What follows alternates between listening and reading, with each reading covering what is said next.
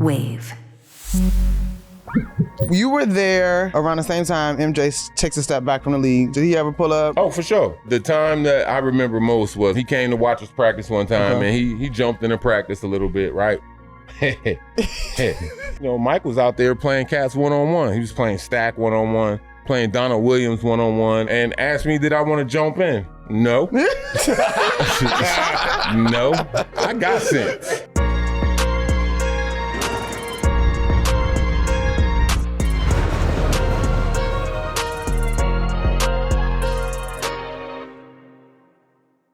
Peace, welcome back to 7 p.m. in Brooklyn. I'm Carmelo Anthony here with my co-host. She reading on her phone right now. Because this thing, the Swiftie thing. The Swifties is on your ass, that's all. I'm sorry, I was distracted. I was distracted. Can we call Peace Treaty right Hey, now? I'm Monica. I'm so glad to be back here. Do the intro. We can talk about it, but yeah, go ahead. Yo, my name is Kazif. I'm over there. You can call me Kaz. I got no beef with the Swifties. And this is a Wave original presented by FanDuel. Hey, listen, Melo, this is a fun one. This is going to be a fun episode. I can already tell, man. Do what you do. Yes, sir. So today we got a special one for y'all.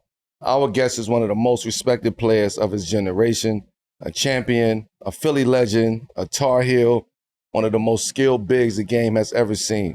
Your favorite player's favorite player.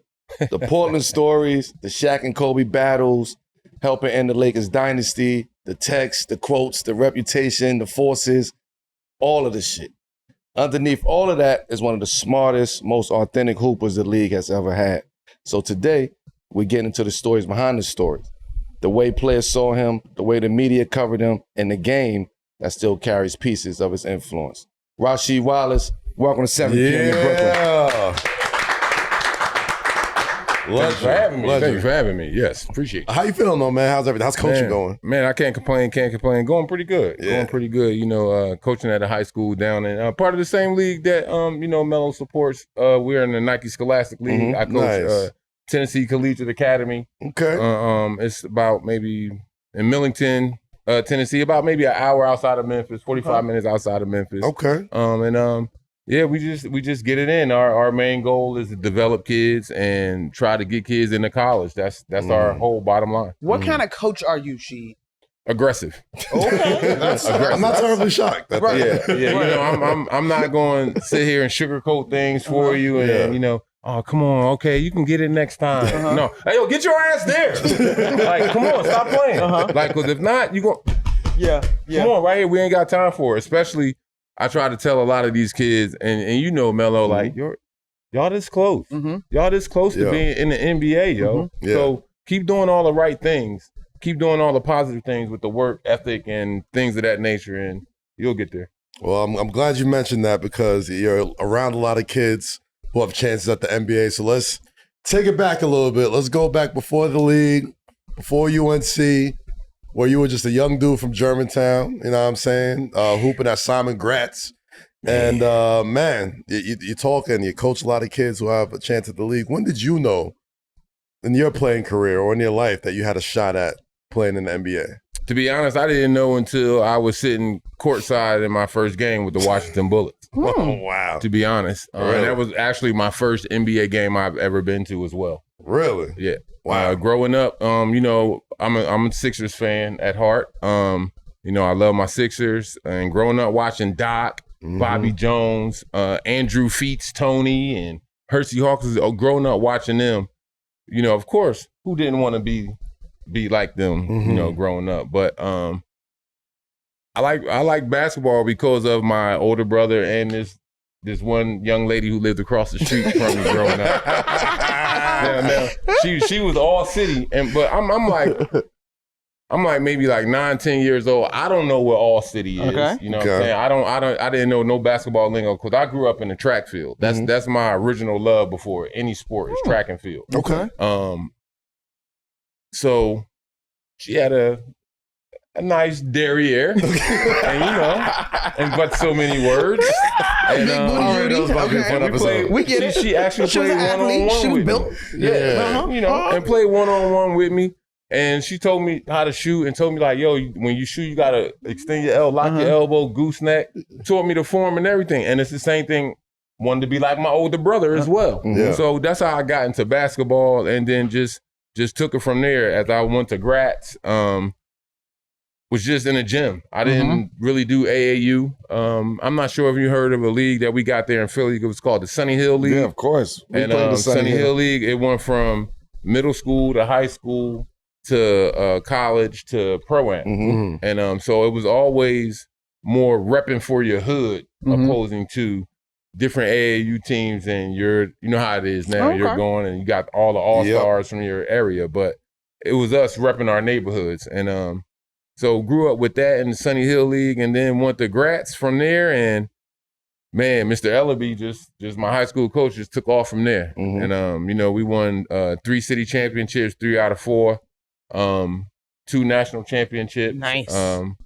I had a good time in high school. Ran track, played baseball.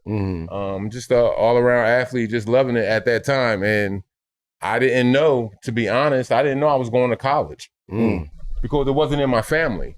Okay. Like my mom didn't go to college. My 2 older brothers didn't go. At the time, I only had 2 cousins out of my whole family who were actually in college. So that wasn't no thing. I had fun going up to see them at Westchester University. Okay. You know, and having some parties and all like that was fun. But other than that, nobody in the family went to college. Yeah. So I'm thinking that, you know, I'm gonna just go and get a 9 to 5 like my mom, my older brothers, and everything like that.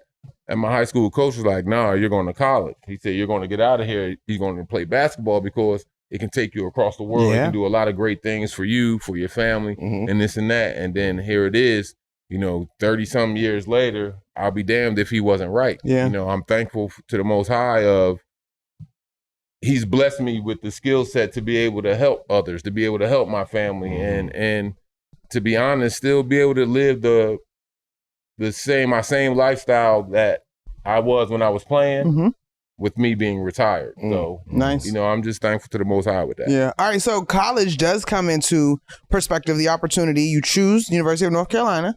What about that process? Do you remember? How did you land on becoming a Tar Heel?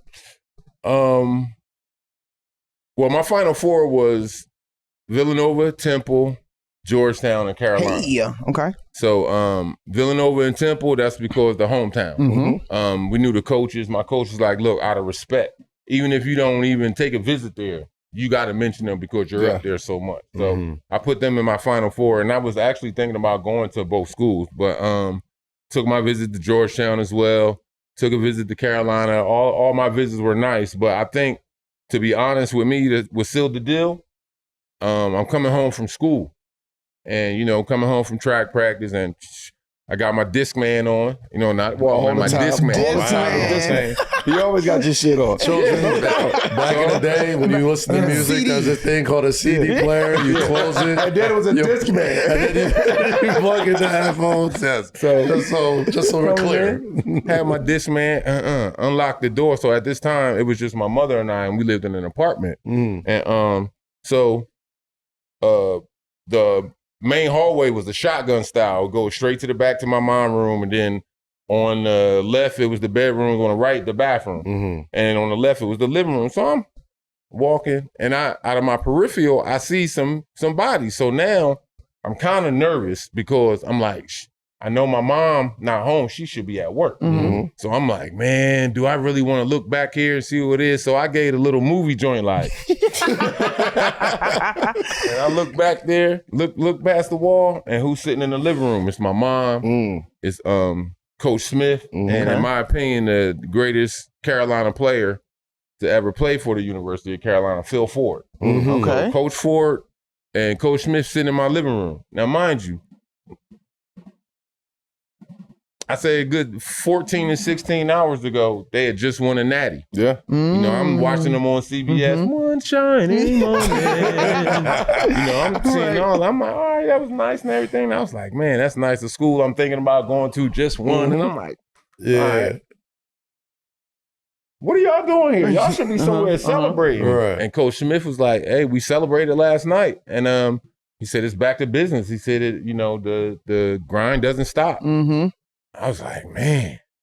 I said, damn. I said, these cats must really like me. After winning a natty, you know, some coaches might, you know, feel themselves a little bit like, all right, we're going to give it a little week or two. And, you know, no, I'm talking about, all right, he celebrated with everybody. They went back to Chapel Hill, and he came up to my crib, to Philly. I'm like, damn.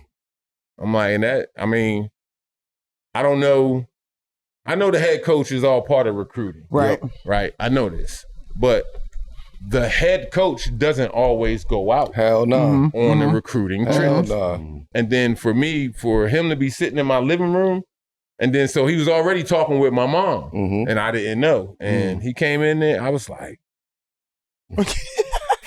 okay. Like, That's Dean Smith. like, man, that's yo. So after they left, you know, I got on the phone, called my homies, like, yo, Coach Smith was just here. They was like, what? It's like, man, but it was an exciting time though. And so with me choosing North Carolina, I think that was that's what sealed the deal. Okay. When Coach came, that really showed me like, damn, they really want me down there. And you know, I had a ball my 2 years down there. You were there around the same time MJ takes a step back from the league. Did he ever pull up? Or like, Oh, for sure. y'all like to run or just was around? Well, no. The time that I remember most was he came to watch us practice one time, and he jumped into practice a little bit, right? So we go through practice, and now practice is over. So after practice, you know how it is. You got 10 minutes after I work on your form, work on everything, your shots, all this and that. All right, I do that. Boom. So me and a couple of other bigs, we go in the locker room. So now I done took my shoes off, took my tape off. I'm icing. So here comes one of the managers. Hey, coach wants you out on the floor. I'm like, coach who? He's like, Coach Smith. I was like, man, so all right, put my socks on, put my shoes on. Depending on who the coach. And, man, because I'm like, all right, run out there. So he's like, oh, you know, Mike was out there playing cats one-on-one. He was playing Stack one-on-one, playing Donald Williams one-on-one, Touche, Jeff McGinnis, Dante Calabria, and asked me, did I want to jump in? No. No. I got sense. No. I know. I had what they called a schoolyard handle. You know what I'm saying? I didn't care if I turned it over, if it banged off my leg, my foot, and going out. That's schoolyard. Yeah. No, my handle's not good enough to play against this dude right here. No. I'm not playing him one-on-one. I'm a watch. Yeah. No. He was like, you don't want to play? I was like, no. I said, no. I don't watch Black Cat. No. I see what he did against professionals. Right. You think what? Right. And I'm a freshman? You crazy. No, sir. But no, Mike came through, though. It was a good thing, you know, just to sit down and talk with him, dropped a couple jewels on us and everything about one, just playing for Carolina and, you know, just playing at that next level, representing. Before you got to Carolina, I want to go back to that moment because I was a kid now. I had just moved from New York to Baltimore. So at that point in time, we're talking about summer of 92, you know, going down there. Now basketball is like the talk of Baltimore City, right? You know, a lot of guys that the Mark Archers, the Michael Lloyds of, you know, like all of those guys. I saw you play in the Charm City Classic. Oh, Charm City. Remember Charm City Classic? Yep. Steph and them was there. It was Steph and them, Marbury and them. Came from NY. Yeah. Came from NY. And as a kid, this was what we looked forward to. This Charm City Classic was maybe one of the biggest basketball tournaments at this time. Maybe the best basketball tournament. And we got a chance to watch Simon Gratz come down there, Sheed play. Like just as a kid, you know what I mean? Being in the city, that excitement. Like, what do you remember about those days? Oh man, just it was crazy. With me being from Philly, of course, naturally, growing up, our biggest rival was New York. Yeah. Okay. So, but for me, I think at that time in high school, New York guys wasn't our biggest rivals. Not saying that they didn't compete with us or anything, but our biggest rivals, for sure, Charm City Cat, Mike Lloyd, Keith Booth, Dante Bright, what's the big fella name? Light skinned boy went to Virginia. Oh, come on, Sheed. You're killing me. Well, Nolan. With Big Nolan, you know, Yes. all being from that Big little Nolan was nice. Charm City area. I'm like, man. And then so we would go down there. We would stay down there as far as we would play during the year, play at schools. And then back then we had different guys from the neighborhood that you trust, like, hey, we're going to get up about 10 or 12 guys. We're going to go down here to Baltimore and play some pickup games. Super 50 and all of that. Oh, man, the gym is packed. Y'all had y'all chants and everything. The high thick socks. We like, yo, this is, what the hell is this? Like, you know, we had our stuff in Philly too, but no, it was just, they was behind everybody in the crowd. Soon as somebody shoot it, oh, boom. Hey, man, what the hell? I like this. Like, you know, I always like coming down there or playing against a lot of Baltimore teams and, you know, DC teams. And I was like, man, it was always good to play down there in that Charm City. And you got the best from New York. You got the best from Boo Williams and his guys coming up from VA. So, yeah, basketball was great. I love it. Great. That question was for all my basketball guys back in the hood, back in B-ball, man. The nostalgia of the 90s basketball, high school basketball. She was one of the conversations at that moment, along with a lot of the guys that was actually from Baltimore City. And Baltimore was always a rival with DC.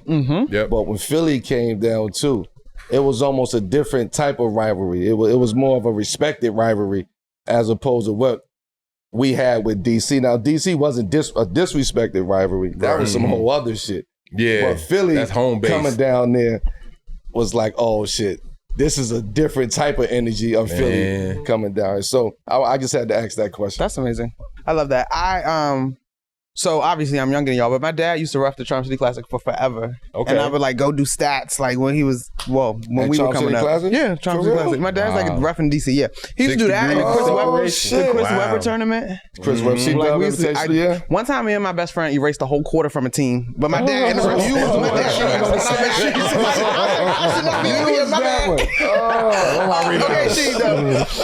you have, or Iggy has said that you be top 5 today, and Chuck said that you had the skill set to be the best player in the league during your time. When you hear compliments like that, does it feel like respect or criticism, and people are finally catching up to what you did on the court? Like, especially now, like the big man not just being a big man. The stretch big. The stretch big is like such a thing now. When you hear that. I take it in stride. You know, I'm thankful, especially when it's coming from other great players, my peers. You know, that's the biggest accomplishment. That's the biggest accolade when you getting those type of words from your peers, cats you played against. It's one thing when it's coming from the media and the fans. Okay, it's still respected, but when it's coming from my peers, it's like damn, I appreciate that, good brother. You know, and for me, I didn't start it. Okay, I just continued it. I didn't start it as far as the stretch 4, all that shit. I didn't start it. Okay, in my opinion, it started with Derek Coleman and Cliff Robinson. Big up. Big up. Okay, my headband brother right there. Yeah, it started with Uncle Cliffy. And it started with Demare. Yeah. So, Uncle Spliffy, dog. So but Uncle Cliff was doing it for his whole career, because at UConn, that's what he's doing. And then the same thing with DC when he was at Cuse. Like DC had the handle, he'll give you that fake and pull up with a 3. So to me, I was growing up watching them. Because with me growing up in Philly, I got all the Big East games and stuff and everything. So I'm like, all right, but to be honest, I never shot 3s like that in high school. It was more end of the quarter. I never, in college, I didn't do it. That was pretty much more of end of the quarter. Wasn't regular. I didn't really start shooting 3s until like, I want to say it might have been my 4th year out in Portland when at the time the coach moved me to the 3. Because he wanted to start big. He had Sabonis at the 5, and at this time, if he wasn't number 1, he might have been for sure in the top 3 rebounding. Brian Grant. That's yeah. So he was, and so coach wanted to start him. So I'm like, all right, I get it. You know, I'll sacrifice for the team and play a position that I never played before. I'm like, how bad could it be?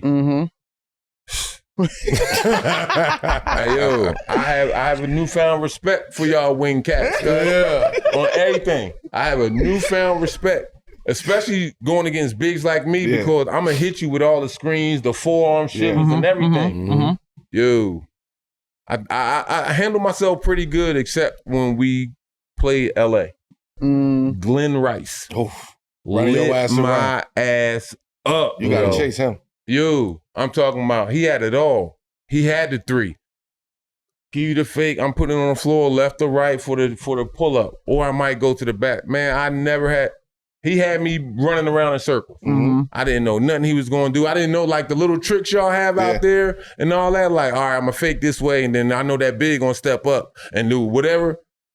I ain't know none of that shit, dog. And he knew, he had all the tricks just running off. That's the first time I ever had to guard somebody where I ran off 3 screens. He got a wide open shot at the top. Man, I'm not chasing this motherfucker. I'm trying to run through screens. Foul 30. I'm like, hey, bro. But no, he averaged, I would have to say, that's the most I ever gave up as far as on the average. He had to average about at least like 29 or 30 against us that season when I was playing the 3. But I was like, ugh.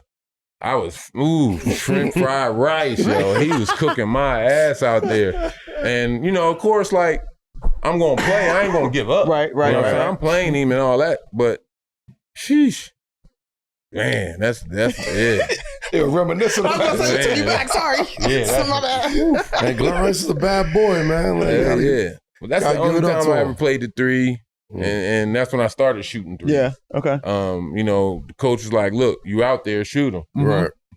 All right. And so then, I had a little thing that Damon and Bonzi hated. They hated this shit. So every time, you know, we in the game, I got a good post up on the block. Yo, ball. They out there on the wing, they throw the ball in. I would tip the ball. I would tip the ball out like I couldn't catch it to go out there to the 3. And launch that thing. Oh, man. They was like, yo, stop that shit, man. Cut that shit out, man. Oh, that used to make them mad. Him, JR, all of them. They was like, there you go with this bullshit again.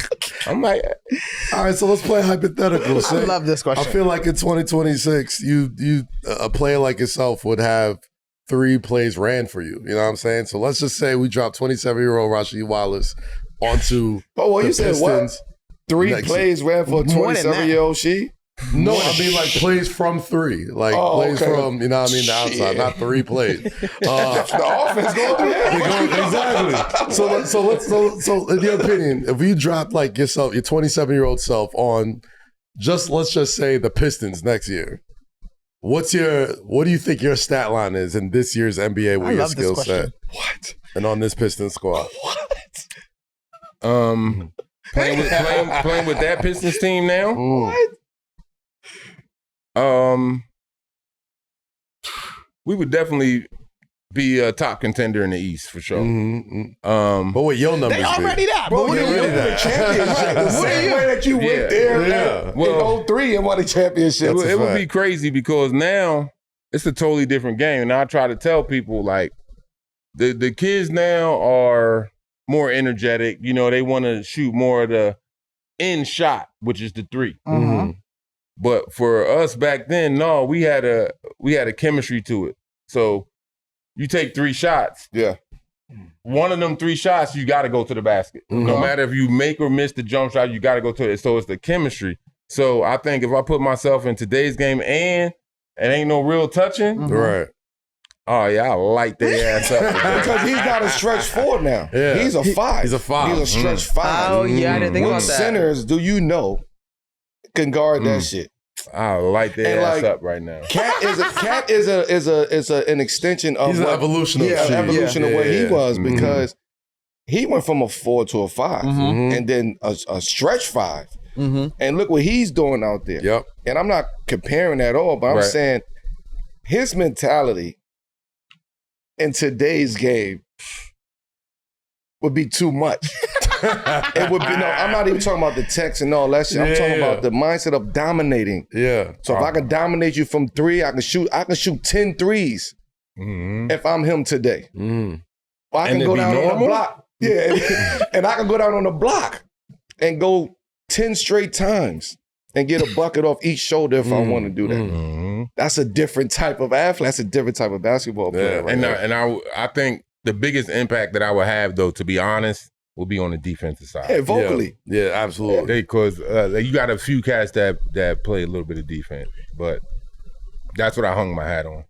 I mean, defense. so And that helped, that honestly, that even though I was where I was at in my career when he came, like the vocalness, and I don't have my own way of being vocal, but like the way that we started to be vocal all together, and it was almost overbearing to people. Yeah. Of like loud, fuck that, switch, Yeah.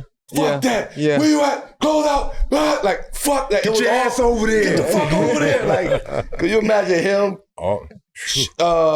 Kmart, Canby, Meta World Peace, Kurt Thomas. that was Tyson Chan. Like, can you imagine all of them guys? Yeah. And Tyson is already a vocal guy. Yeah. And he put the battery in our back defensively of like just chaos. And that's how we would practice under fucking chaos, yelling and screaming, get the fuck out of here, Woody, you ain't coaching today. That happened. You kicked Woody off and take over. We got it. So it was a veteran team. Yeah, for sure. Yeah. Him, JR, and Sean, and Jason Novak Kidd. was the youngest on the team. Yeah. Wow. Yeah. Pablo Prigioni, myself, J Kidd, Kmart, Marcus Camby, Kurt Thomas. I'm missing one. And Ronnie Brewer. Ronnie Brewer. Okay. Oh wow. Yeah. Like, man, and that's so I tell everybody, you know, along with my NBA championship accolade that I had, that's my championship, I have a scoring title and a 6-man. And they go to look at me. He said that, don't you? Man, you ain't got no time. Yes, I did. Man, what year? I said 2012. I said 2012. What team? I'm like, with the Knicks. And I'm saying it with sticking my chest out with the Knicks, and I was a 6-man that year too. They like, oh man, Melo won that. JR won it. I know. I was on that team. I helped my man get that. That's a fact. We always give things out teammates. I got a scoring title. Like, That's funny. And on top of that, not only did you give that to him, you gave him the 3 to the dome. The celebration. cellie. You're the original. The original of the 3 to the dome. You know, so the funny story behind that, right? So, again, as we were talking about shooting threes a minute ago, everywhere I play, I try to do some type of hand thing or whatever gesture with the 3. When I was with Boston, it was something like I would tuck it in my pocket or something like that. So when I got here, I shot a 3, and I think when I originally did it, I was mad. Yeah. Okay. And so I was 3 to the dome. And so I kept doing it every time I made a 3.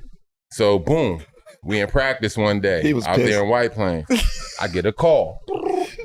I gotta go into coach's office. It's the NBA. They like, gee, we need you to stop that reference. We don't like the violence. I'm like, what are you talking about? Well, you're making the gun sign and you're putting it to the head, and it looks like, you know, you're blowing someone's brains out. I said, no. I said, if you look closely, I said, there's 3 fingers. It's not a gun. Yeah. I said, there's 3 fingers. And I said, all it is just a head gesture, like 3 to the dome. You came out there and you contested my shot, and I still hit the 3. It's just like the same way somebody would reference, oh, in your face. Face. No, it's 3 to the dome, punk. Like, You get dunked on head tap, right? Head tap. Yeah. And so they was like, oh, okay, all right. So they left me alone with it. And then from there, that's all we was doing the whole season. See, the part that you missed, he was mad. Yeah. Like, he was going through shit, and he was fucking pissed. And he would shoot them fucking 3s, and he would be fucking pissed. He was just boom, like one time, just boom. And then they got on. He's like, man, they fucking with me about this shit. I said, nah. Dog. I said, from here on out, every time we shoot a 3, We all doing we all doing it. Yeah. So he started doing it. Sean, JR. We had Steve Novak. Got Novi. We had double check. Yeah. We had JR with the shit he was doing. That shit. That's it right there. Shump had the all the fucking. cellies. Shump had to hold my phone, like throw you the phone, like hold my phone. Shump started that shit, hold my phone, like to the fans. We were mad. You know, we were angry as players because of just being here in New York. What you got to go through in the season, the fans, and media. So we came together, and everybody had a cellie. And from there, the tape was. That's amazing. Damn, man. I love the Knicks tape. One of the most beloved Knicks teams I ever. didn't know what it was at first when I got here. I heard them. That's all they was kept saying. Them, Baron Davis. Oh, the tape. I'm like, tape? No, I'm not tape. Are we practicing? Like, I ain't tape. Like, it's, we got our Knicks tape. Yeah. I'm like, oh, word. So, it was a little joint. So, as the year went on, I became part of the Knicks. There you go. Part of the tape. It was track one. Part of the game. But no, it was great. I loved it for the simple reason it was unity. It was unity. It was that camaraderie. Yeah. And then the thing that about that team that we had, with the veterans, we always going out together. Yes. Going to break bread, to the bar, wherever. Like, it would be at least 5 or 6 of us going out, opposing to like just the one, you're my best friend on the team, so it's only us going to dinner and we're not going to include them. Like, nah, we all together, chain gang, like we all together. And if you didn't go, you got called out the next day. Yeah. Hey, Monica, where you was at yesterday? Why you ain't come to dinner with us? Right. You too good to hang with us? That's how it is? All right. I love that. I feel like we don't. Oh, what we got here? What we watching? Oh, this what he asked you to I love play? this. I remember watching this live, bro. He said, you want to play, son? You want to play, son? Oh, my fucking God. So, some of the ones we consider the greatest power forwards, right? Say, like, you gave them the most trouble. And when I said earlier in the intro, your favorite player. Your favorite power forward, favorite power forward. On the flip side, like, who was the matchup that gave you the most problem? Hey, yo, the biggest stage of world soccer is here, and every goal changes everything. And now FanDuel is giving you a reason to root for every single one. Introducing Every Goal Pays. Bet on a match and get bonus bets for every goal scored in that match. That's right. More goals means more bonus bets, and all you have to do is turn on your token. Yo, shout out to the GOAT Lionel Messi, man. You know what I'm saying? Hat trick on opening night of the World Cup for Argentina. That's how you feeling, GOAT? That's how you feeling? From the opening whistle to the final kick, let there be goals on FanDuel. Visit FanDuel.com/7 p.m. to get started right now. 21 and over in select states for Kansas in affiliation with Kansas Star Casino. 18 and over in D.C., Kentucky, and Wyoming. Gambling problem? Call 1-800-GAMBLER. 1-800-MY-RESET. Call 1-888-789-7777. Visit ccpg.org/chat in Connecticut. Visit mdgamblinghelp.org in Maryland. Visit gamblinghelplinema.org. Call 800-327-5050 in Massachusetts.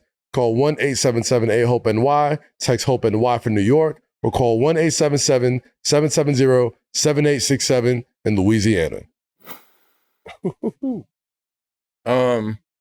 Once I got rocking and rolling in the league, man, I would have to say it was probably about 4 or 5 guys. Had to get my sleep before I played C-Web. That's when he was, Which C-Web is this, though? Sacramento. At first, for me, Golden State? For me, no, it was Washington. That was my teammate. Washington when I was a rookie. Okay. So practice. So then that became throughout his career when Golden State, Sacramento. Antonio McDice. Dice could shoot. Dice was just as fast as I was, jumped just as high. And had just as high of an IQ. Big fundamental. TD Duncan. I wish we could have had some more collegiate battles, but I was 1 year ahead of him at Wake Forest. But we had one hell of a battle for the ACC championship 1 year, and I like that. I always like going up against him, even though he wasn't athletic per se when you talk about the other power forwards. But again, he still had the fundamentals and everything. Footwork. For sure, Ticket. I would say for him, that was like my mirror image. Mm-hmm. And I had no problem saying it. He's a better rebounder than me, and I would say I'm a better shooter than him. Mm-hmm. But everything else is the same. The shit talking, Yeah. the energy, the being vocal out there on the floor, on defense and everything, like getting your team into it. Let me see, I'm missing one ticket. That was about 5. I'm missing one. How about name some? You got Jermaine O'Neal. Is that there? J50, my rook. Mm-hmm. Once he went from being the kid Yeah, as he was in Portland, that's what we used to call him. Yep. When he got to Indiana, J50, and playing against him. And I think I enjoyed that one just as much too, because knowing his game in and out from his rookie year, him knowing mine, that was always some good matchups that me and Jermaine had. Them, to me, that like off the top of the head, them 5 right there, I'm gonna make sure I go ahead and get my rest that night before. and they were all different type of matchups. I was thinking the same thing. You know, TD was a whole different, like, mental type of matchup, right? You gotta be sharp with him. You know, with Ticket, it's a dog fight. It's rah rah rah rah rah rah rah. Like whoever get the best of each other on this night. If you out rebounded me, if I shoot better than you tonight and I win this night, it's on me. You win this night, but the join back and forth creates those fucking moments. Hell yeah. There's no more battles like that. Yeah. When you talk about real Everybody position basketball battles, like him and Ticket, him and TD, McDice was special. Pre-injury? Bullet C-Web? Mm-hmm. Come on, playing against him and Juwan every day in practice. It was that one moment where the West Coast, we had the best power forwards. Yes. You know, and then along comes who for Dallas? Dirk. To add Dirk. You know what I'm saying? Like, and Dirk was a great player too with him. And as you said, it was a different facet. Now, you know, he got that jump shot. He's not going to be down there on the block as well. So now you like, shit, now I got to guard here, guard here. Then the next night, now I got to sit up here and play C-Web in the post and this. So yeah, it was tough. But them guys right there though, man, I always love those battles. Wow, right there. Like, you for sure won't get your money's worth. And the only way I'm not playing is if I'm really fucked up. But other than that, nah. Because, you know, you take pride in the fans. You know what I'm saying? That's the matchup of the week right there. Like, yo, you going to the game Thursday? I'm in there. Like, it's the matchup. So I definitely enjoyed, you know, my time in the league playing against those guys. Man. Before I jump to the next segment, is there one player playing now that probably reminds you of yourself the most when you watch them? No, not really. Not really. And I say that because now everybody and their mom just jacking up threes. You know, you got a lot of guys shooting them that shouldn't be shooting them. That if they was playing during our era, and I'm sitting right next to me, Chan. Right here. But no, I don't think so. Okay. I don't think so. It's not a lot of guys who post up enough to me. Yeah, I'll stop switching, man. Stay on your defender. And it's the perfect time for our segment called Imagine That, powered by Xfinity. All right, so let's talk about 2003. In 2003. Oh, shit. Yeah. Wow, you know we going here, y'all? Okay, come on. Yes, we are. This is what I'm saying. The Detroit Pistons fire the production had the number 2 pick. You already know. If you're listening to this show, you already know the draft. This. You already know the year. You already know what happened. 03. The Pistons take Darko Milicic. With the number 1 pick in the 2003 draft. Well, Monica, you already know what it is. Melo ends up in Denver, and a year later, Detroit wins the NBA championship after they get Rasheed Wallace, at the trade deadline. One of the greatest NBA what-ifs that we talk about all the time, that we talk about on this show, is what happens if Melo joins that Pistons core instead. So she was supposed to be in Denver in 03. Really? Tell the story. How did it happen? Well, after leaving Portland, it was a crapshoot. Okay. That's when I was on my whole CTC.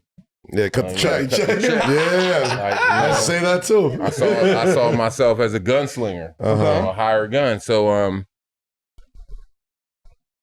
even though I played that one game with Atlanta, when It's a legendary game, though. Yeah. It's a legendary one game.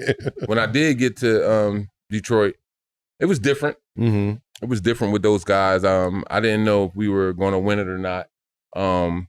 But me personally, I wasn't up to par on who they drafted and all that stuff, who was on their table, because I had to worry about Portland. Yeah, Right. yeah. So, you know, then once I got there to Detroit and I'm settled in, so then that's what came up. That question right there that the guys just asked.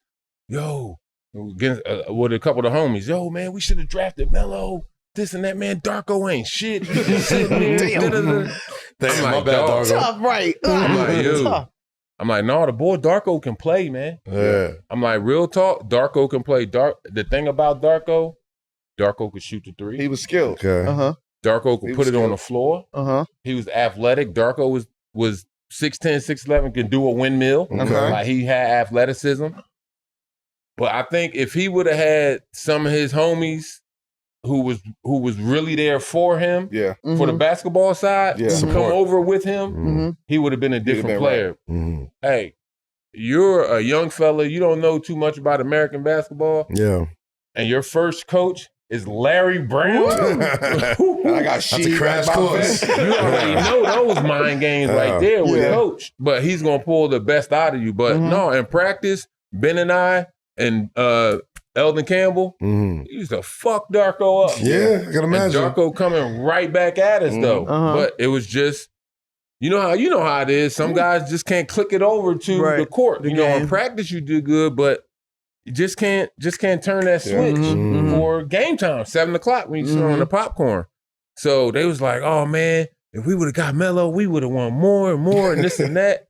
I'm like, dog, what y'all not realizing is at that time, Detroit felt, in my opinion, this is my opinion, Okay. Detroit felt as though they didn't need Melo because they had Tayshaun on the wing. Mm-hmm. Right? Okay. And Melo was a Yeah. wing player. Even though Melo was more offensive, Yeah. Tayshaun was more defensive for that team because we got the offense from the shooting from Rip and Chauncey. Yeah. So they looked at it from that side of it as far as like, all right, now we need some scoring down low because, you know, you had Corliss, Ben, Eldon, and I think the only real power forward they had scoring at that time before I got there was Mehmet, of course. Yeah. So, but Mehmet, of course, can go on the wing or get you down there on the block. And I guess they wanted somebody else to be on that block to come with a bigger body because you're playing in the East. And then, so in my opinion, that's what it was. But I'm like, so what are y'all really thinking or saying about it? Right. I mean, if y'all look at it, and I'm not saying that to y'all, I'm saying this to the people in the barbershop, but I'm like, a team is going to draft what they need. Yeah. I said, because look at it from when I first got into the league. I felt as though that out of that top 5, I was the best big, but Golden State needed a scoring big. Okay. Hence, Joe Crack, Joe Crack, Smith. Yep. Yeah. So he was doing his thing at Maryland, averaging like 20, 25 or something like that. So they needed a scoring big. I wasn't a scoring big. So, yeah, I dropped. But that's when I knew they're going to take who they need opposing to who's the more popular. Yeah, Now, right. Best Melo was player. more popular. Melo 5 was more popular coming off of the chip Yep. with the NCAA and everything, that big name. First time Syracuse got it, all that. Yeah. That would, if I think if Joe Dumars would have been more of a, I'm going to go with the popular vote. Yeah. Or My just take only the best issue, player my only available. issue at that time was you guaranteed me that. Told you that. That's my only They issue. did? Yeah. Guaranteed, we're taking you at 2. Mm-hmm. Like that was my. I never said we the one. You know, yeah, we probably would have won multiple championships because I would have got better. Right. Right. You know what I Right. mean? I probably wouldn't have been a big contribution to that veteran team. I probably did some things because of my skill set and where I was at and being ready for that. But as far as an impact goes on that team, like my impact probably would have been a different type of impact. It would have. It probably would have been in spurts of an impact, and it probably wouldn't have worked out for me. I was just I about to probably ask would you have that. liked it. I would have loved it because I was part of a winning situation, and then coming off of a winning situation. All right, cool. I understood what was happening here. If I do this, I'm up there with Magic. I'm up there with, you know, I get that part of it. But as far as contribution, I probably wouldn't have been as effective or did much for that team because of the style of play and what they wanted to do. So Larry probably would have put me on his developmental system, right, throughout the course of the year and kind of plug and play at times where he needed more offense than defense from Tayshaun Prince. And that's where you would have thrived. Absolutely. Right, because he's a mad scientist. He's going to look at your game, know how it can fit in his system. And like you just said, plug and play. Yeah. The crazy part is we go through all of that. The trade happens. The fucking guy hits a half-court shot against us. Get the fuck out of here. And the amount of energy and I'm like, yo, I'm coming in here. I'm about to bust these niggas' ass. I'm coming to Detroit. I'm getting this fucking game. Like, I don't give a fuck what happens. I'm getting this fucking game. We had them motherfuckers. She get that bitch from 3/4 court, half court, and just toss it. Hey. Fucking bank shot game. Hey, yo. Ruin my night in Detroit. That shit was, him and Chuck going, we like, shit. Like, all right, it's coming down. All they got to do is get the ball in. That's it. Get the ball in. Threw the ball. Tayshaun got a little hand on it. And it's like, I just turned around. The ball was right there. Higher gun though. See, he's a higher gun. Like, man, that was crazy right there. And then your man, your homie, your favorite coach, George Karl, was like, not your favorite. Like, get out of here with that shit, Sheed. Count it. Count it. It all counts the same. Okay, so you guys go on to win a chip, and I love that Detroit team. My best friend was a Lakers fan. We was going back and forth. I love that Detroit team. But over the arc of your time, you saw 3 versions of Kobe. The young Kobe next to Shaq, the Portland and Lakers battles, and then Kobe and Shaq, like we said, when Detroit effectively kind of ended the dynasty in 2004, right? Which one do you think what do you think changed about Kobe from era to era? His intensity, the tenacity, the ferociousness of it. Of course, I think when he was younger, came into the league, everybody looked at him like, okay, here we got another young guy who can go out here and score, and he's going to put up a cajillion shots and this and that. But throughout his career, he just became more and more efficient. And I think that was the biggest part to me that I noticed about Crazy 8's career. More and more efficient, expecting more out of his teammates. Taking more of that leadership role as he went on with the Lakers. You played Kobe in high school too, right? Like, no, I'm older than him. I was older than him. Yeah, I was older than him. So okay. I just missed him, I think, by like a year or two. But we played in the same league. You were still being plugged into the Philly team. You saw him in high school and so what did you see back then? Did you see like the greatness back then or in some of those high school games? You definitely seen a talented young boy. You seen he had talent, but as far as to where he ended his career, no, I didn't see that part of it. Yeah. But I seen like, he's gonna be good now. For him to come straight from high school to go to the league, I didn't see that part neither. But I'm thinking like, he'll go to somebody's college program and, get a natty or something like that. Right. He was good on both sides of the ball. I don't think when he was younger, I don't remember him being as vocal, but he was vocal with his play. Yeah. You know what I'm saying? Being out there. And it was some good battles I seen him. Him and Rip used to go at it a lot too. Yeah. Big time. Hamilton, So Rip was at the game last night. Yeah. All right, shout out Rip Hamilton, man. What in Portland, what was the scouting report on a young Kobe and Shaq? Wow. Shaq. Let's start with Shaq first. Because I want to start with Shaq. Double him? Because people think that shit was a joke. Right? Like today, people might look at Shaq, he's bigger than Shaq. No, somebody who had battles with Shaq. What was the scout report against somebody like Shaq? Try your best not to let him get a post-up dunk. Like if you break your man down and you go to the rim and lob it, all right, that's different. Try not to let him get a post-up dunk. Try to make him go right shoulder. And a double has to come from that B gap. Yeah. So for those not familiar, when you got the ball on the right side and it's the right elbow, that's A. The B is like middle of the foul line. The nail. And then, the nail. And then the C is the opposite elbow. So coming from that B gap, because the way he take up his space, so you try everything. Yeah. You trying to double from A, B, and C gap. Yep. You could try to scheme the shit. That's how Sabonis cracked me in my mouth. We had a scheme. Yeah, so we like, look, Sabonis, don't give him the middle. I'm coming baseline side. Baseline, yeah. Send him my way. We come to double team. We're going to try to get this ball out of his hand. And man, dog, at that time, he was the best athlete on the planet. Yeah. 7'2", 7'3", 340 pounds, agile. Yeah. Can run like he's a fucking Runs nightmare. the floor. Bro. Yeah. He's a fucking nightmare. Like I wanted people to get the context of that. Yeah, bro. People forget. People forget.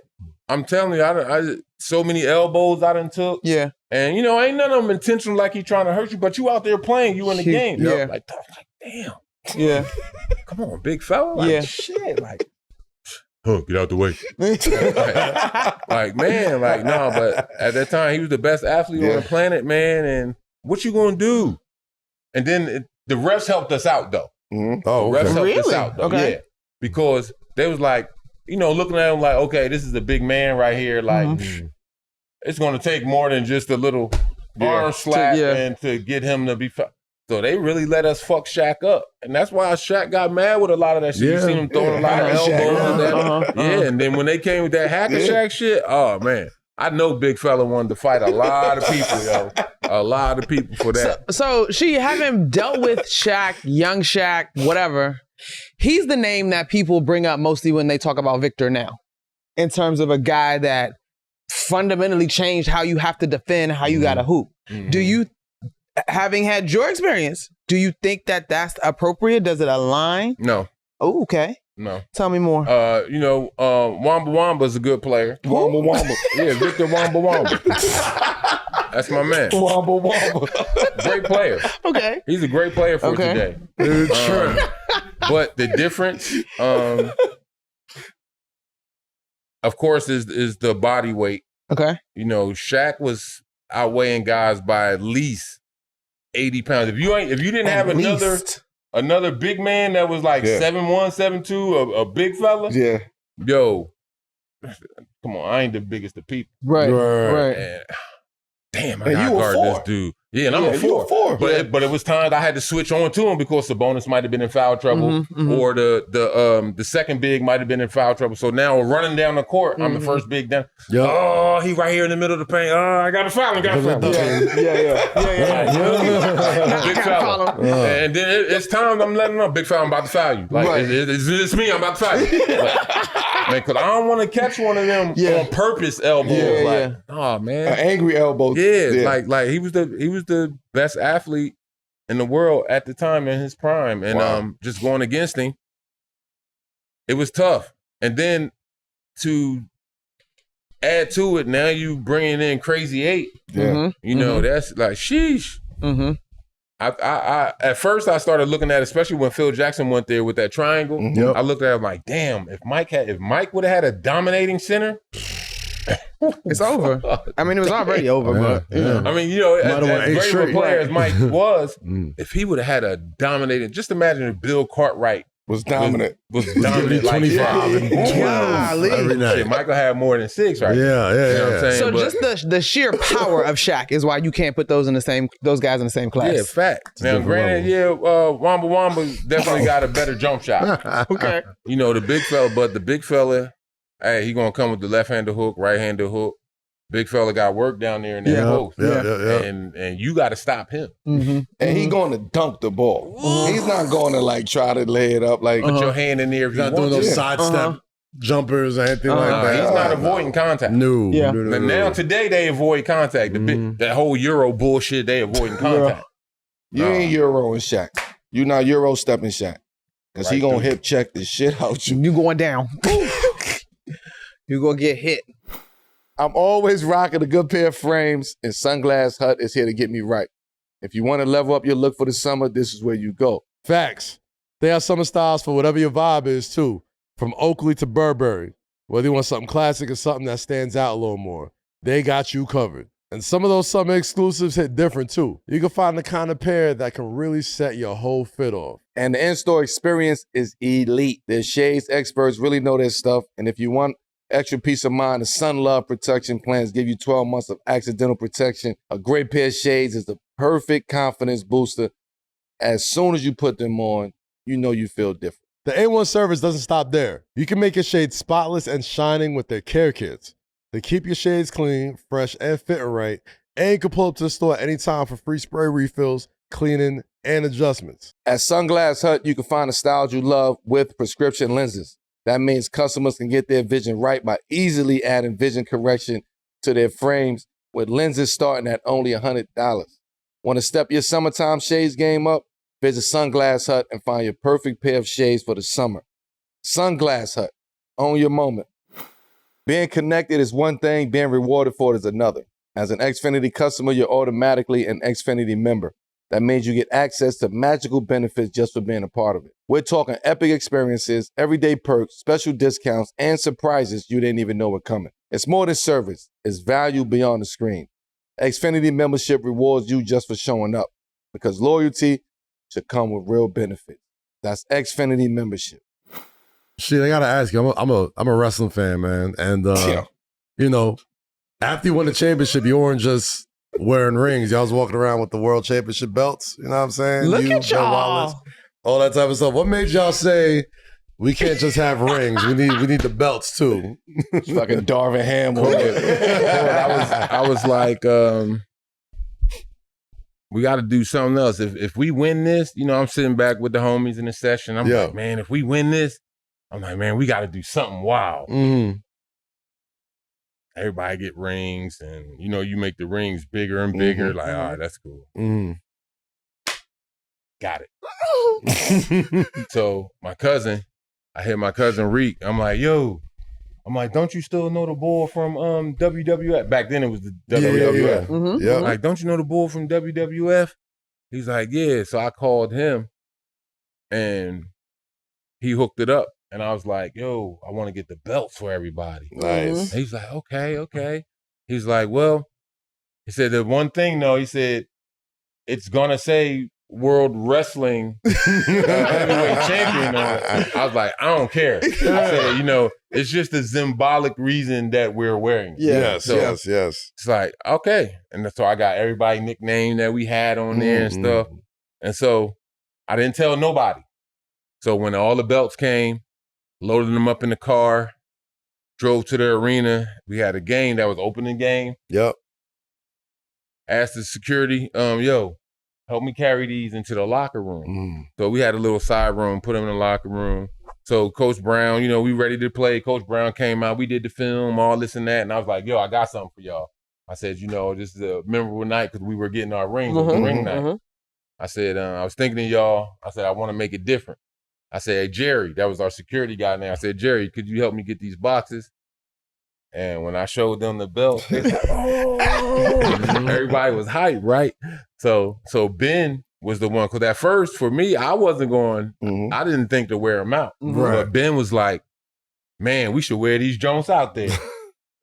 Oh, my God. All right. Yeah. So we usually, you know how it was, you had two warm-ups, the heavy ass, the long jean jackets type shit. We had that. So we didn't usually wear them. So this night we just so happened to wear, we had the belts on underneath. So we in a layup line. And then so Ben standing in the middle, he like, y'all ready? I love this choreographed. Like, we took the jackets off and everybody seen the belt. The crowd went crazy. Flicking cameras. And, you know, we out there layups and stuff with the belts and everything.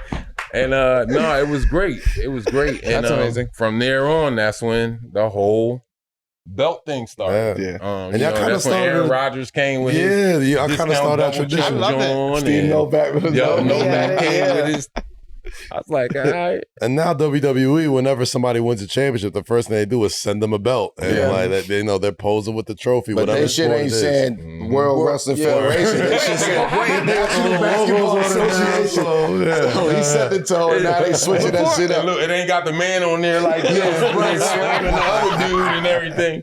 Like, yeah, it's crazy. Before we jump though, I wanna so finals, right? Y'all won 0-4. The city's alive.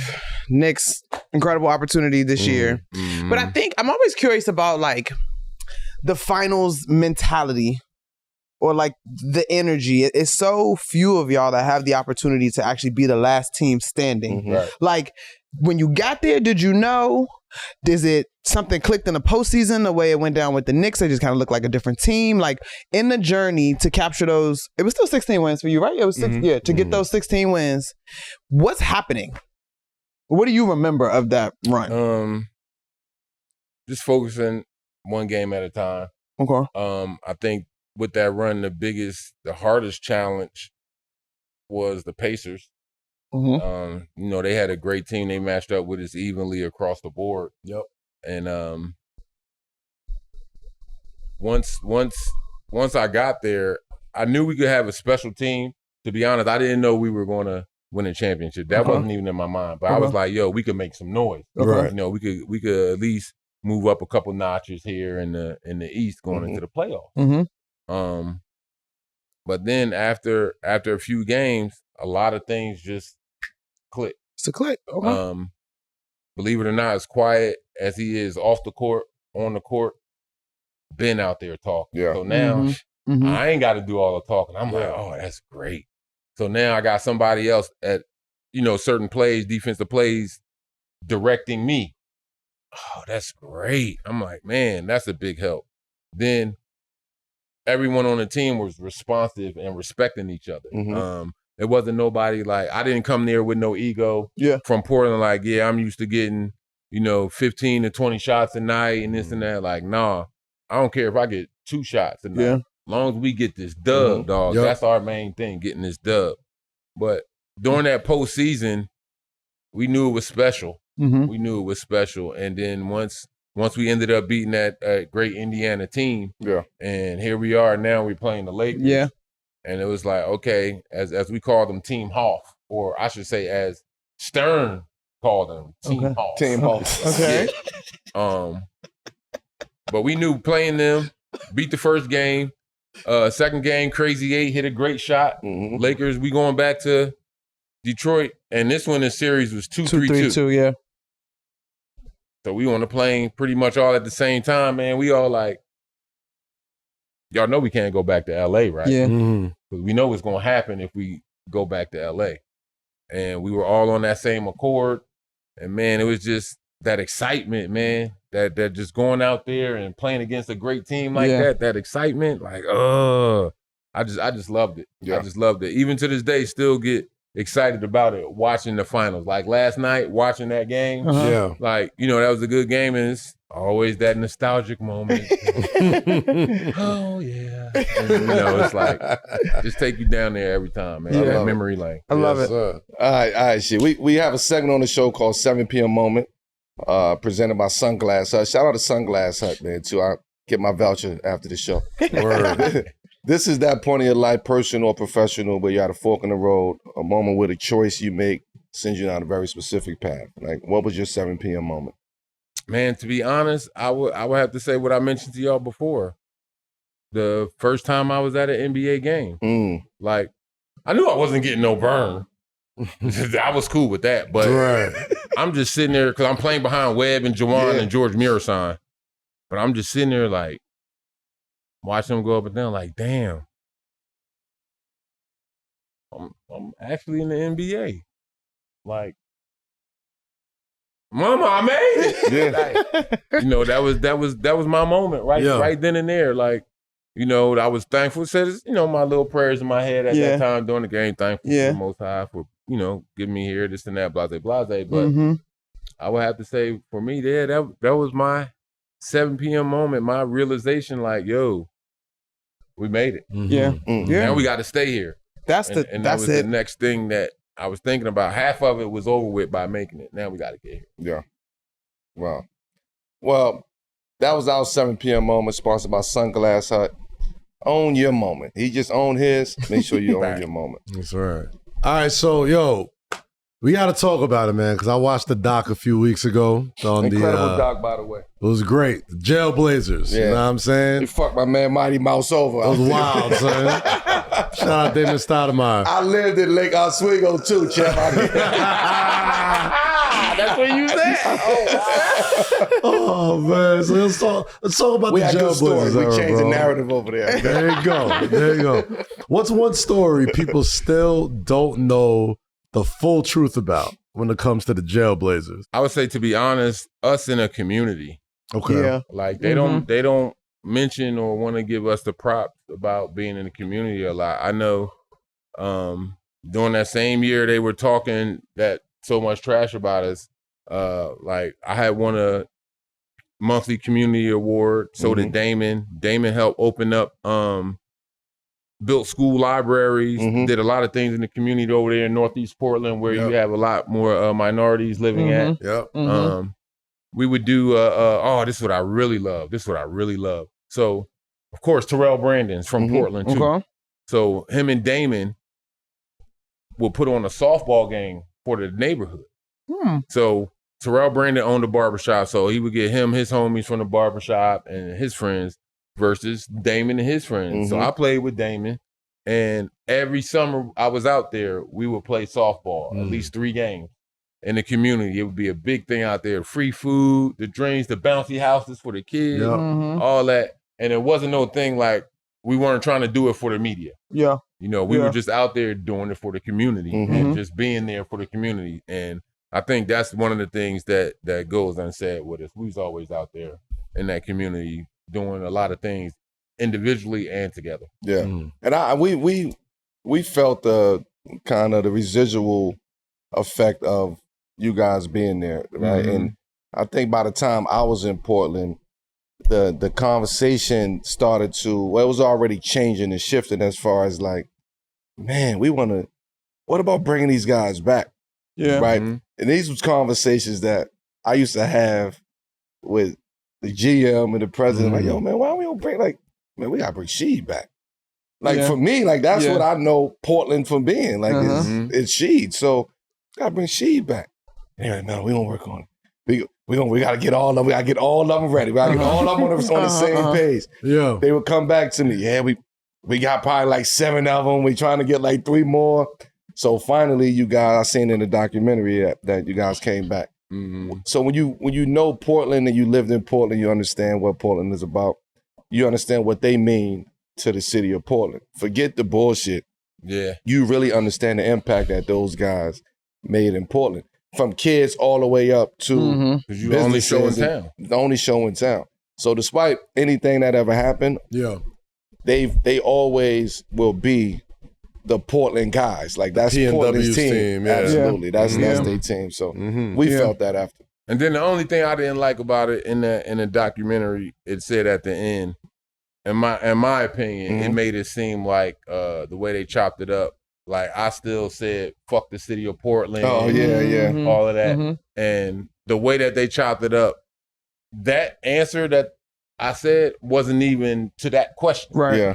Right. So, no, I still don't, to this day, I don't have no problem with the city of Portland myself. I've always had a great time out there, but it was, I would say that part of that little docu, I ain't like how they love you out there, though, Sheed. Yeah, man. I know. They love you out there. And the fact of, they said at the end, some shit, Wallace declined to come to the reunion, this and that, but they didn't say why. Why, because the night before, I was being honored in the Michigan Sports Hall of Fame. Nice. Wow. So I had my kids out there, my grandkids, friends and family from Michigan and Philly. Yeah. It was a festive event. So I couldn't just get up and lead them to go to, go out there to Portland to celebrate that. But no, I don't have no beef with Portland as a city. Yeah. They love you. When you go back, though, to that JailBlazers label sheet, like the Lake No Negro, all of that stuff, how big a role did race play in the way that your team was covered,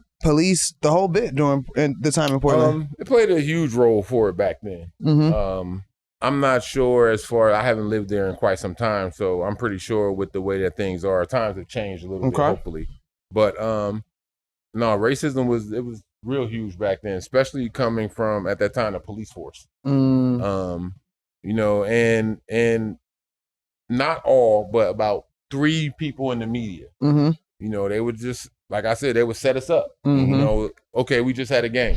Let's say like last night, Yeah. Game 4, say we beat Game 4, and we all down there at the one and only black club in Portland at the time, and we having some drinks. Mm-hmm. Well, the media guys would send, you know, people in there. Like, yo, let me know how many drinks he had. They would come out. Hey, yo, he on drink number 4 or drink number 5. Mm-hmm. You know, he's doing this, doing that. All right, bet. So now when it's time to leave, you're paying your tab.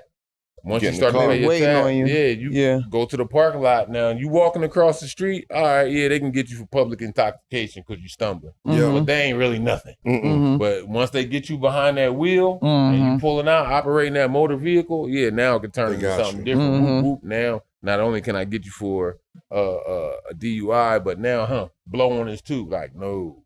Mm-hmm. So, but they man, coming home late night in the airport, they out there on that little strip before you get on the highway. That's a motherfucking strip. Cause now that one, I could see them being out there more with us. You have because then we was racing. Yeah. Okay. Like you get off that plane. No, they still out there. Yeah, it's still out there. For that, like about a quarter mile. Yeah. We racing. That's stripping. So I could see them doing that one. But other than that, downtown and a lot of other places we went. Yeah.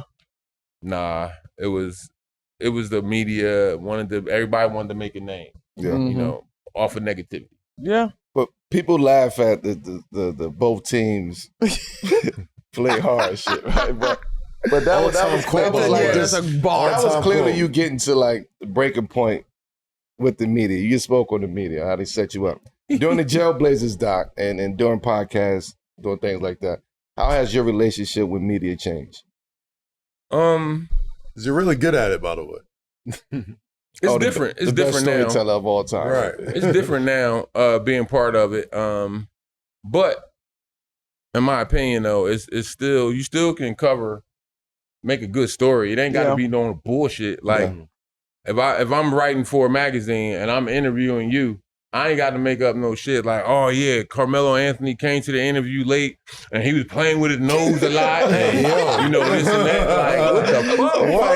Look, that's how you like at the end. Like, dude, what the hell are you talking about? Like no. So that's what I like. No candy for me. No, that type of party. But it's like, yo, that's why I respect it more when you get reporters who actually print what you say. Yeah. You know, they show the video, the interview of what you say. They how don't try you said to it too. Yeah. make it to a point where, okay, now I got to go with this hottest story. Hey, the man played a good game tonight. Let's talk about the good game he had. The man played a bad game tonight. Hey, let's talk about the bad game. How you going to do better? Yeah. Instead of just making up shit. Oh, they will always make something up about it. You can have a good game. Yeah, Melo had 35 tonight. But he played okay. He could have did this. And that's what we ran into a lot. Yeah. So with that whole both teams play hard, God bless and good night. I think I was angry. Man, it came from the frustration with the media, frustration with David Stern. Yeah. At that time where I wasn't talking to the media. And I told him, whatever I say to the media, I'm going to get fined for it. So I'm not going to say nothing. Then he said, I got to say something. Then that's when I came with that one. And I still got fined. Damn. Do you remember how much you paid in fines over the years? Do you have a ballpark number? Hell no. Come on, Cass. I mean, I'm sure we could, but I'm sure look, crack staff could find it out. We got to go. You talking about fines just with the NBA or Just fines with the NBA and Portland at that time? Damn. Okay. All right. That's two different businesses. I want to understand the media thing because what do you, as you're coaching now and you're telling your guys, you told us earlier, you know, y'all are this close to the NBA. Are you talking to them about media? Yes. Okay. Yes, that's one of the things that we do down there, Tennessee Collegiate. Okay. We, with myself and then my partner that runs it with me, Travis King, he's an agent. Got it. So we're definitely informing them. He's been in the game for 30 years. So we're definitely informing them like, look, when you get up here and you're talking in front of these mics, no matter if it's a video interview or, you know, magazine or whatever the case may be online, you got to know how to talk. Can't come. Well, you know, like, no, I don't know. Mm-hmm. So you have to elaborate more on how you're feeling. Right. So, and you could do it in a quick, short term. You don't have to do a whole book about it. Try to sum it up in a sentence. Yeah.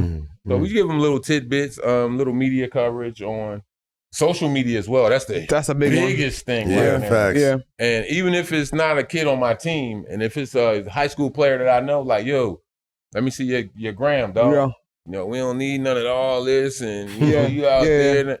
Hey, It's real watching stuff. that. They looking at that. Mm-hmm. And just when you thought you got the dummy account or Right. you erased it, You not slick. dude, they seeing all that. They actually hiring people to go on these social media sites just to follow you and see what you do. Mm-hmm. Like, because why?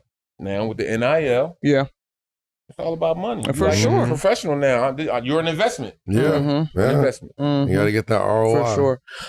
Okay. We were talking about media, and obviously both of y'all have had y'all fair share of media moments. How hard is it, though, to shake a reputation once the media kind of decides who you are? Can it even be done? Yeah. I'm living proof of that right now. That's true. In your second act? In Or my second act. Yeah. Because it took for me to go through my whole career and to garner all of these narratives about me. Mm-hmm. I had to get the whole package ready. Mhm. So now it's act 2. I can stand on the whole package, right? And you can judge me based off of the actual facts of the package. So it allows people to come in and tell their stories during my experience, right? Mm-hmm. So a lot of times I don't have to say nothing. I just have to continue being who I was. Even back then, continue being who I am right now. You see the authenticity. You see, you know, I'm solid. Like I've never fucked nobody over. I don't have to worry about that. Those things now in act 2. So when people tell those stories, it just aligns with who I actually am, right? Yeah. So to shed those narratives, to feel good, to shed the narratives, not by force, but just by time. Time allows everybody to mature, to have a different vision. Like if you thinking today like you thinking in 2012, 13, then something is wrong, right? That's 2 different perspectives that you should have about me at that point in time. And now, right, you shouldn't hate me or not hate, but you shouldn't still feel a way about something in 2014 today. Because I'm not the same person. I'm not the same player. I'm not the same man. I'm not in the same place I was in my life. Yeah. So I like to say I'm a living testament of shedding that narrative. I love it. And I think my narrative was shed a little bit by what you guys mentioned earlier about my peers. Yeah, big time. I really didn't. The media. I really didn't care what they thought about me. Long as my peers know, like, look, I never had a problem with a player. Yeah, that's true. Any player on any team, you know, we always got along. My beef has always been when I was playing, of course, was the NBA, NBA front office. But I never had beef with a player, and for me, that narrative, once I switched over to doing podcasts and things like that, I think that's what helped clear my narrative of me being a hothead. Because why? Because now I have guys I know that's in the media, who know me, who really know the type of person that I am, not just the ball players.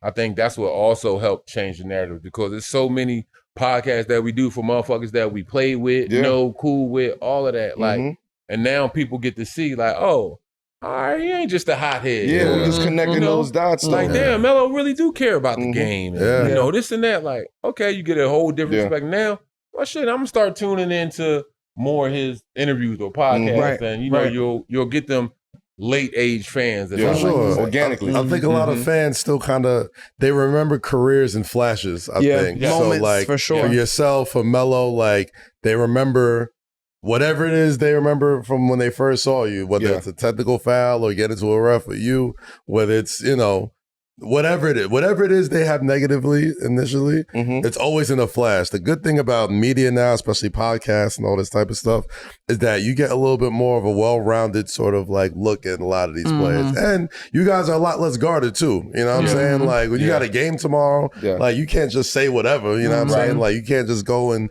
give bulletin board material, headline material, whatever it is. Now that it's over, you said it perfectly. Like timing is sort of like the only way that people could sort of change the way. Time heals all wounds, man. That's a fact. Growth. Cheers to growth, That's too. a fact, Yes. son. That's amazing. For sure. Okay. We got to ask you about the Chris Mills and the bus and the pivot. I'm like, what's going on here? Yeah. What's happening? Yeah, what's happening? So we got the Chris Mills story. Oh, you already laughing. They out of control on here.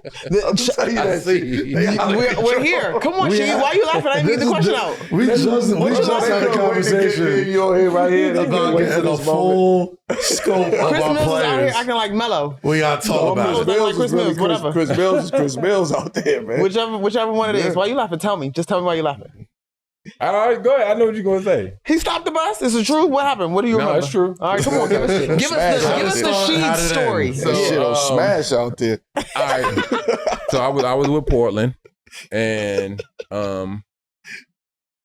him and Chris and Bonzi was already jawing a little bit back and forth, but that's normal though when you out there, right? It wasn't nothing personal or nothing. But I think it was one time during an interaction, Chris thought Bonzi hit him with a shot, like a punt, as they were playing. Yeah. But never went back to look at the preview or whatever. But I mean, the tape. But so here it is. It's coming down to it. I got the ball in my hand. I'm on the baseline. I hit the patent turnaround for game. Wow. Soon as the game ended, that buzzer went, and that ball went through the net. They start going at the foul. Bonzi and Chris. Then, next thing, everybody, the bench is clear, and, it's all rah-rah. We leaving out, fans throwing shit at us and all this, right? Leaving out the arena. So then, instead of going out on that side behind a bench, the Warriors bench in the old arena, he came through the tunnel. He tried to come through the tunnel where we was at. No, where the fuck you at? I'm going to get that motherfucker. He sucker punched me. This and that, right? He sucker punched me. So I'm like, damn, now, I knew Chris, but I'm like, man, I got to, defend my teammate. Yeah. I never had no problem with Chris or nothing. But, so here it is. All right, security come, boom, he goes to his locker room. So we have our post game, everything, go over our shit, boom, interview. So now we getting on the bus. So guys getting on the bus. We about to pull out. It's a Bird and like two other cars that stop in front of the bus right there. It's the old Oakland Coliseum now. Okay. So it stops. Yeah, what the fuck is all that shit now, motherfucker? And it's that step off the bus, bitch. And we was like, so you know me. Well, Melo know me. I get the feeling you weren't as calm and collected now as you were then. Joke of it. Okay. Damn, nigga, what you gonna do, Tat? Like, come on, Tat, what's happening? Like, Tat, what the fuck, man? So Bonzi's like, man, you stupid, man. Nah, man, we ain't doing shit. So security, long story short, security ended up getting off the bus, going out there, having the cops tell him to move. So boom, we leave out the tunnel. As soon as we hit the highway, the shit happened again. He pulls pulls in front of the bus again, still talking. Boom, boom, boom, boom. All right. So again, we get an escort to the airport. So now we out of there. So some time go by, and the next time we play him, I'm like, oh man, this shit is gonna go down. I already know it's gonna go down from the start. Like, oh man, but it didn't. Because we had one of our teammates that knew Chris, gave him a call, was like, yo, man, just calm all that down. You don't need to be out here doing that. Yeah. He made an OG call. And then, that was the last that I have heard of it. Got it. But no, yeah, bro really did stop the bus. Bro was really on that, though, out there. Like Chris was really mad, though. Shout out to Chris, though. He was really mad. Like, and then it would surprise me because usually I played against Chris for years. Yeah. And, calm, collective. Of course, again, we all get hyped and chirping out there on the floor. But after that, when we see each other in the back, when everybody leaving, you walking, you holding your daughter's hand. Yeah. Man, you ain't on that bullshit no more. You family man now. Yeah. That brother was hot. That brother was hot. Shout out to Chris, man. Chris is one of them, man. Shout out to Chris. Have you seen him? Have you spoken to him since? Y'all still cool? No, I haven't. Wow. I ran into Chris. This is some years ago, a long time ago, and at another basketball event, like a camp or something like that. Okay. And it was just, what's up, the more the what you've been up to, all that type of stuff. Good. That was about it. No, it's good terms and stuff. Man, Shout we out all Chris older Mills, now. man. Yeah, come on, son. Real OGs now, man. Love to see it.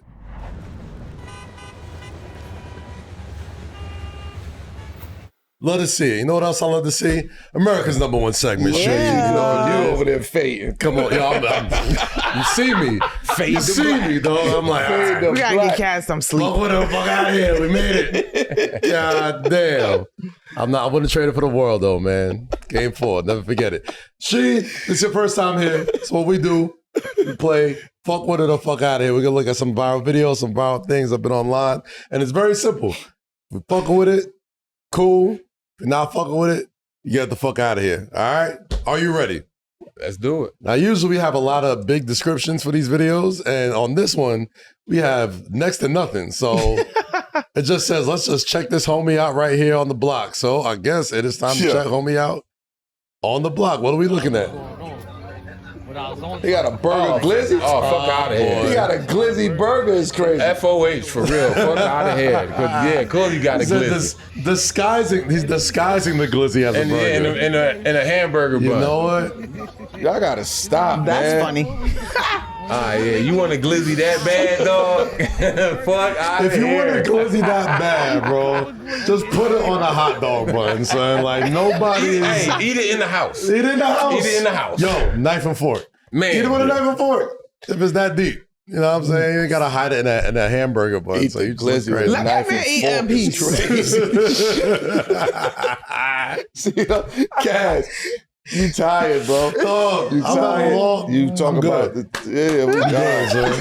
For a long 48 hours. fuck out of here. You ain't camouflaging. I'm gonna get It's the fuck out of okay. here, son. To have a hot dog, man. It's okay. All right. You go to your family house. It's about to be summertime. Cookout, man. Yeah, come on. We cooking You just out. can't do certain shit with That the is hot true. dog. You know That what I is mean? true. Me. Y'all so... You cannot. I do kind of I do eat my hot dogs like in the corner. Like I won't like. Oh, you slide a glizzy down? Yeah, like they're just because Shut up, Sheed. Oh, you slide. Come on, man. happening? Where we going, man? crazy. He talking about yeah. You hear what you said? Right. He tired, man. Stop. I'm not gonna let you do that, Cass. I'm not gonna let you take that one. It's because of people like this that you gotta eat your hot dog in the corner quietly. It's exactly why. You slide a glizzy. Y'all so dumb. Enjoy the glizzy, man. God damn. Y'all so dumb. All right, man. We getting that the fuck out of here. So put on a hamburger, hot dog bun like a grown man. All right, so In the corner. When you go in the ahead. corner. Don't eat in front of friends. Unbelievable. First of all, we need hot dogs for the summer, man. We need cookout food, man. Half smokes, all that. Yeah, so if y'all want to send some shit, send Come it on. over. Whoever. Thanks. They're burnt We to need a those. crisp too, son. They eat Bryant worse glizzy. than I don't eat glizzy. They eat glizzy. That's on them. Send it to them. Oh man! All right, yo, a teenager from Minnesota just took home a wild ass Guinness World Record. I'm excited to see this. What? What's that? That's AI. Oh, that's his mouth. Hey. Oh man, what's the one? All right, that was OD. It's a for sure fuck out of here. Yeah, that's a big fuck out of But- here. I'm sorry. What's the a one big joint? fuck outta The here. big muscle ball. What he used to say? Shark bite. Oh no, you talk about the Yeah, the dancing, big the dancing dancing gorilla dude. That's a real shark bite right there. Why do you? What possesses you to Yeah. put unpeeled bananas in your mouth at all? He looks like a Don't cartoon. go to jail. Yeah, he looked like a sticker He looks right there. he looks like a cartoon. Oh, what's the name You of ever that watch movie? those old Popeye cartoons? Bullworth? Bruno? Bullworth. With that old movie? Yeah. That was that logo. What job are you going out there looking for? Doing that? What? Like you just trying to show who, Just what you trying to like, break what a are you record. doing? Look, and then at What that industry? that's not even cute. That's not even cute. all right. I'm done. Who's picking I'm these? done. I'm done. Who's picking these? I'm done. I'm done. Is you, Steve? I'm done. My turn? I'm done. What are we doing? What is even happening Justin here? picking these. It's how many times he could do a split. He did 25 splits and still going. Hey, yo. 47 is the record? Wow. Shut up, Steve. So you got 47 busted open, son. That is Pat, you crazy. and knee braces. Though. What? How did you? Hey yo, stop Those playing. socks are so Is somebody on the this side real? counting That's this what I'm ain't saying. real. That can't be. But I'm saying, is this a competition? Well, who? He's setting a record. He's on the stage. He said, So when you about What's to the set competition though? when you about to set a Guinness World Record, you got to call a guy so from who Guinness. sponsored the competition? Word. no, it's a Guinness record. If you This go one too? if you go for a Guinness record, you got to Yeah, get you gotta somebody call him. from Guinness to like watch Verify, over it, yeah. verify it. You know what I'm saying? And sometimes they do stuff like this where they'll have like a crowd How you people home? watch. Like, yo, you know what? I got a great idea. I'm gonna go at Guinness World Book of Records That's for another splits. one. Don't go to Splits. jail. I'm busting it I'm open. gonna bust it open. 47 And times. Think record about time. that. What, is it a minute? And how do 47 people times come a up with minute? their halftime shows? That's crazy. Like, how that lady know she could be on Red a Panda? unicycle and throw a cup? Not like, too much on how Red did we Panda, the get? GOAT. I know. I'm just saying, how did we get there? Not the GOAT, not That's the Panda. GOAT. But I It's the genuinely GOAT. want to know how we got there. I'll tell you what, I guarantee you we see him at NBA halftime or something. One of these, hey, we got a trick. We got a halftime show. Mr. San Antonio. Guinness San World Antonio. Record. The basketball. Fuck out of here, man. All right, so fuck with the fuck out of here. So he should have kept this quote unquote talent to Oh himself. no, you should have kept fuck out of here. Big fuck outta here, my FOH, guy. For sure. I can't. Congrats on the record, but big I'm fuck not out knocking of the talent, you know what I'm saying? Like he got a goal and he like see himself as talented as doing that, but fuck He can out of keep that here. over there. Mm-mm. All right, Joe. So one more. One more, man. The Knicks got everybody thinking that they could hoop now. All right, Uh-oh. so let's check this link out. What we got? Oh, Who this? who that? That's Mano on the little hoop, Oh, that's Mano? on the baby hoop. Shout out to Hey, Mano. Okay. with the You got a spree well bucket? giddy. Davies. Hey, Nah, that's terrible.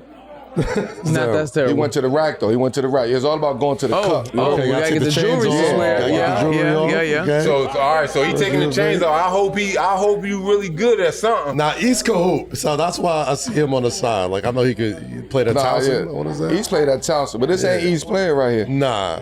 What's about to happen? It's about to get bad. Oh, this is terrible. Oh, wait. Fuck out of here, Yeah, dog. I'm sorry, You done guys. took your chain off and I fuck with the 101 in the garage though. And the Knicks inspiring the city. I love it. Look, they got so much jewelry on. I'm surprised ain't nobody dunk on somebody. I don't want to mess my chain up, though. Yo, so fuck with it or fuck out of here. No, Shout out that's to a fuck Steve out for of this. here for that. Carmelo Anthony with the jab step in I there. fuck with the jab though, man. I fuck with the little light jab step. That's funny. Jab, pull. I fuck with that. That's funny. Oh, I fuck with that. And I man, fuck with love the, it, you though. know, the baby hoop. I love it. Yes. Last but not least, while we have two Atlanta Hawks legends in the building, we teammates. Same team. Nazi jersey on the we gotta induct you both. Is this our first dual? Yeah, Nasty Nasty jersey. jersey. Hall of Wow. Fame Some induction? teammates, It has yeah. to be. It has to be. Sheed, your one game with the Atlanta Hawks goes down in history, man. We gotta pull it up right here, man. 36 is That's crazy. that one red John. Now, what was going through your mind? You wasn't ready. You knew you was getting rerouted. Oh, no, I was out there having fun. It was me, JT, and Boris Diaw, Okay, Boris Diaw. and Steve Jack. Okay. Oh no, we was out there having good. They weren't making the playoffs. No, they was out there. Right. So the first thing I said in the locker room was like, "Look, hey, let's have some fun fucking it up for everybody else." Yeah. They was out there. So I was there. I That's was what out y'all there did. having fun like a 19. motherfucker. Mm. I don't even know if it's a Nasty Jersey Hall of Fame or not for nothing. Like that one Hawks Sheed Nah, it jersey. is. That It was, is. that was It the is. only one. It's classic. I'm glad, It's classic though. It's I'm classic. glad playing with Detroit though that we ain't playing them nasty ass teal green. Yeah. I With the- love I like the those. Grant Hill joints Yeah. Yes. with the piston Yeah, on big there. horse on Yeah. Yeah. Yeah, like them that. joints is I nasty I do work. too. I like Teal them was too. solid. Them joints They is come nasty back work. around 20 years later. No, they You need know to how keep, things go. they need to Nostalgia. keep them Oh, shits right there man. hitting. I ain't mad at being in the Nasty Jersey Hall of Fame That's a with the, bad Atlanta choice. Hawk, with the Atlanta Hawk 15. I ain't mad at that. I ain't mad at that. That's funny. But no, man, we gonna let you go, Sheed. We've been for a minute, man. Yeah. And, you know, it's been a long time coming for you sitting on this for couch sure. and come chopping it up with us and just giving you your flowers, man. And just a lot of people, when they hear Rasheed Wallace, they think of the, he with us, ball don't lie, all the both teams play hard, the technical fouls and all the screaming and the vocal aspect of you. But they don't understand the IQ that you bring to the game and being one of the smartest basketball players that I've ever had a chance to be around, and also had a chance to just study and admire from afar. So I appreciate you coming into the Knicks, coming over there, being my vet, being that vocal, another vocal guy with me, teaching me how to do certain things, how to approach different situations, how to deal with different situations in the midst of all the chaos that we was in, and how we made that fun. So you changed a lot when it came to that. And just thank you, bro. Like, you one of the best power forwards that's out there. Yep. The power forward's favorite power forward, brother. Yep. Man, and you always be that. And I Definitely appreciate that. Yes, sir. Appreciate being on, man. Thanks for having me. And it's been a long time coming. I know we tried to do this for a minute, but I'm glad our schedules finally linked up to the point where I can come up here now, man. And lastly, we may not get a chance to do it this season, but next season, once a Knick, always a Knick. I need you in alumni row in the Garden. Oh, yeah. With the OG Knicks and everybody. So I need you in there. Yeah. I need you in there one time, man. Yeah, shit, I know for me next year, the only way I could be there front row like that is if they make the go deep in the playoffs again. All right, well. No. If Knicks win this, we got, free plane rides and shit, free jets. We coming out of Tennessee, get you, shoot you right back. Listen, we're going to get this trip first, and then all the planes and flights and all that shit, we taking care of. It'll come together. All the aviation partners that's out there, send the plane. Delta, all y'all. I'll have it, man. Take us home, Cass. Yes, sir. You know what this is. This is 7 p.m. in Brooklyn, the Wave Original, presented by FanDuel. You know what to do. You love the show. You want to support the show. You want this to be top of the charts, ratings, awards, all that stuff. It's the way you do it. Subscribe to our YouTube page. Subscribe to our podcast channel. Leave a like, leave a rating, leave a review. All that stuff is super important, man. So for the wonderful Monica McNutt, the legendary Rasheed Wallace, and the Hall of Famer Carmelo Anthony, I'm Kaz, and we will catch you next time in the Hook, people. Peace. Peace.